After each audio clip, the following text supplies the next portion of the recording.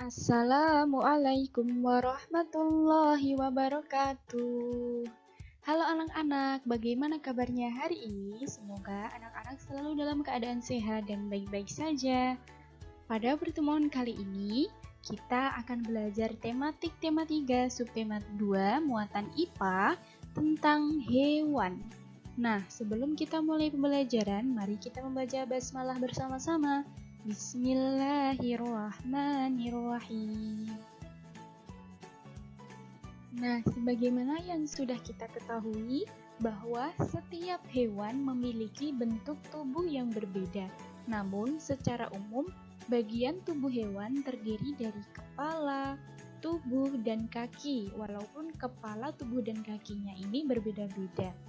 Adapun bentuk tubuh hewan ini disesuaikan dengan tempat hidupnya dan cara mendapatkan makanannya untuk beradaptasi. Adaptasi itu apa? Adaptasi adalah penyesuaian diri makhluk hidup terhadap lingkungannya, sedangkan adaptasi morfologi adalah penyesuaian bentuk tubuh hewan terhadap lingkungannya. Mari kita belajar tentang bagian tubuh hewan dan fungsinya. Yang pertama, kita akan belajar bagian tubuh kucing. Tubuh kucing terdiri dari kepala, badan, dan kaki. Pada kepala terdapat mata, telinga, hidung, mulut, dan kumis. Nah, silahkan anak-anak memperhatikan gambar di samping. Mata berfungsi untuk melihat, kemudian telinga berfungsi untuk mendengar, hidung berfungsi untuk mencium, mulut dan gigi berfungsi untuk mengunyah makanan. Nah, adapun kumis atau misai kucing berfungsi untuk membantu menentukan arah dan menjadi alat indera tambahan. Misai dapat mendeteksi perubahan angin yang amat kecil, sehingga kucing dapat mengetahui adanya benda-benda di sekitarnya tanpa melihat. Kemudian, pada bagian badan terdapat perut dan ekor. Fungsinya apa? Silahkan mari kita melihat gambar di samping kembali. Fungsi dari perut adalah untuk mencerna makanan dan ekor untuk keseimbangan. Kucing juga memiliki kaki, di mana kaki kucing berfungsi untuk bergerak dan mencengkeram. Yang kedua, mari kita belajar tentang bagian tubuh burung dan fungsinya.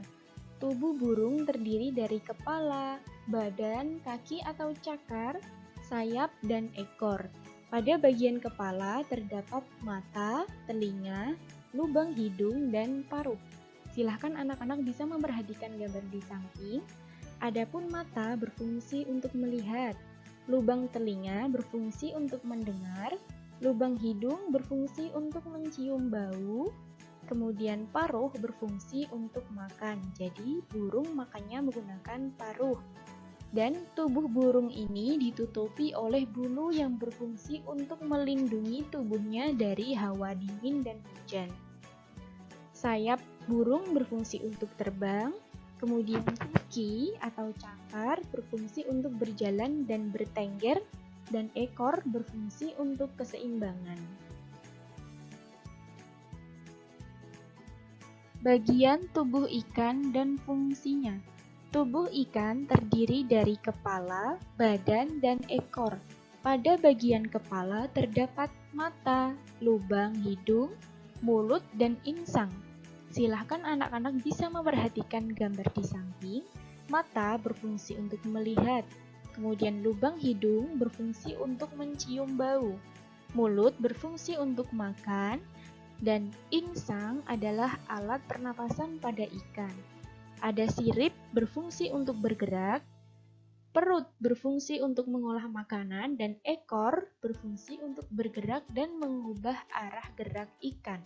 Nah, seluruh badan ikan ditutupi dengan sisik dan lendir. Sisik berfungsi untuk melindungi tubuh ikan, dan lendir berfungsi untuk melicinkan tubuh ikan dan memudahkan bergerak di air. Bagian tubuh kupu-kupu dan fungsinya. Tubuh kupu-kupu terdiri dari kepala, dada, dan perut.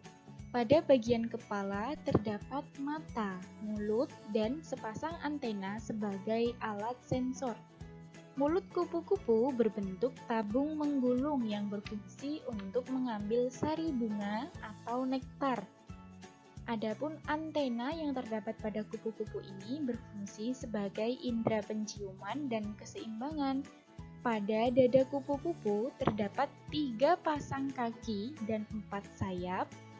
Pada dada terdapat otot-otot untuk menggerakkan kaki dan sayap. Perut adalah area ekor yang berisi organ-organ vital, organ reproduksi, dan sebagian besar sistem pencernaan. Silahkan anak-anak bisa mengamati gambar di samping. Setelah kita belajar mengenai bentuk tubuh hewan dan fungsinya, selanjutnya kita akan belajar klasifikasi hewan atau pengelompokan hewan. Di dalam dunia ini, hewan dapat dibedakan menjadi hewan bertulang belakang atau vertebrata dan hewan yang tidak bertulang belakang atau invertebrata. Vertebrata atau hewan yang bertulang belakang dibagi menjadi beberapa kelas. Di antaranya yang pertama mamalia atau hewan yang menyusui.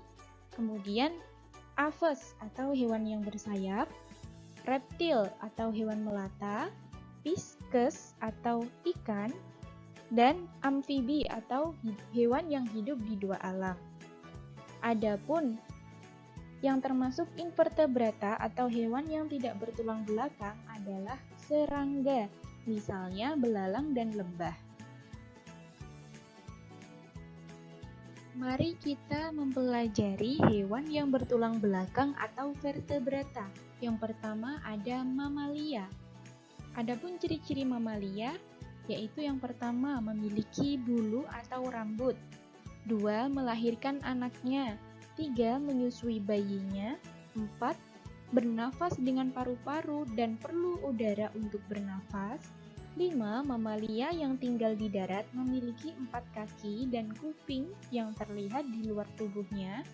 Kemudian yang terakhir, berdarah panas dan dapat mengatur suhunya. Adapun contoh dari hewan ini, anak-anak bisa melihat pada gambar ada lumba-lumba, kanguru, harimau, anjing, kucing, serigala, dan beberapa hewan lain yang berkembang biak dengan cara melahirkan. Vertebrata yang kedua ada aves. Ciri-ciri dari aves adalah bulu menutupi seluruh tubuh, memiliki sayap untuk terbang, suhu tubuh tidak bergantung pada lingkungan, dan berkembang biak secara bertelur. Adapun hewan yang termasuk dalam jenis aves ini adalah semua bentuk jenis burung dan ayam atau unggas. Vertebrata ketiga ada reptil. Ciri-ciri reptil yaitu yang pertama, hewan ini memiliki sisik yang menutupi tubuhnya.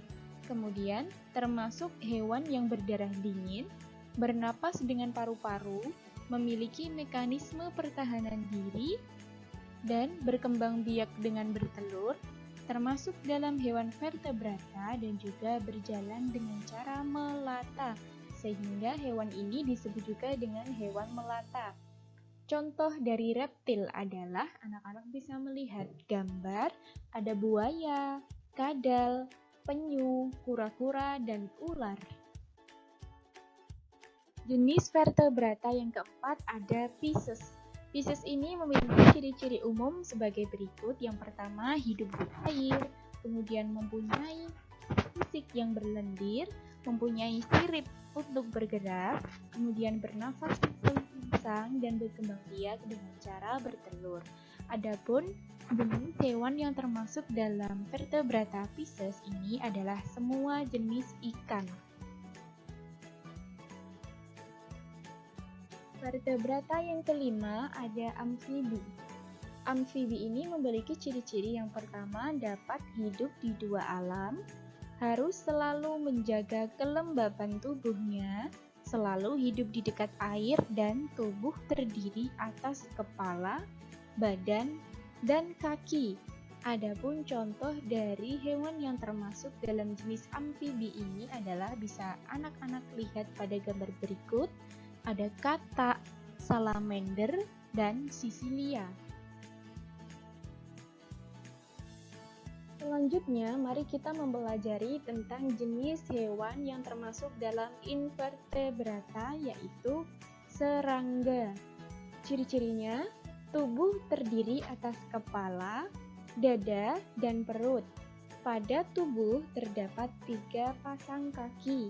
Pada umumnya, serangga memiliki sayap untuk terbang. Contoh dari serangga yaitu ada kumbang, lebah, kupu-kupu, semut, kutu, dan belalang. Alhamdulillah, pelajaran kita kali ini telah selesai. Mari kita tutup pembelajaran kali ini dengan membaca hamdalah dan doa kafaratul majlis bersama-sama. Alhamdulillahirabbil alamin. Subhanakallahumma wa bihamdik, asyhadu an la ilaha illa anta, astaghfiruka wa atubu ilaik. Wassalamualaikum warahmatullahi wabarakatuh.